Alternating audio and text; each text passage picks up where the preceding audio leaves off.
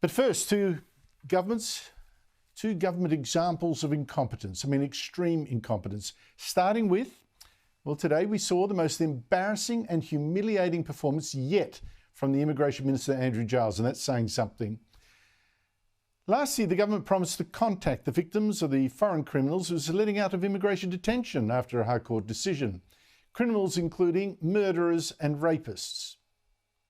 We will make our best efforts to communicate with the families of victims. And you'll recall that last November I talked to the two daughters of one of the victims of these detainees now out in the street. Their mother, Svetlana, who was murdered by an Iranian so-called refugee she'd married. And today, Opposition Leader Peter Dutton asked the Immigration Minister if he'd talked to her children too, as promised. And he got an answer so pathetic that, I'm stunned. I asked the Minister for Immigration why the family I referred to earlier, the victims of who lost their mother and mother-in-law to a murderer, Tony Kelleher, why hasn't that family been contacted? If the Leader of the Opposition has the relevant contact details, I'll be very pleased to speak with any affected family members immediately after question time.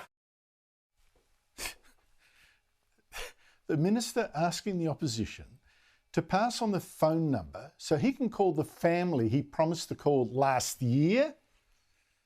Oh, by the way, Minister, if you still don't have their number, I do. I'll give it to you. Just give me a call. And if that wasn't terrible enough, it got even worse, if possible. How many victims or families of victims are still yet to be contacted? If he cannot, will the Minister do the right thing, apologise and resign? I have contacted those victims who have contacted me. So this Minister has contacted people who actually contacted him. He's just a passive partner in all this. Someone has to ring him first before he'll talk to them. I could go on about this guy, but seriously, what more needs to be said?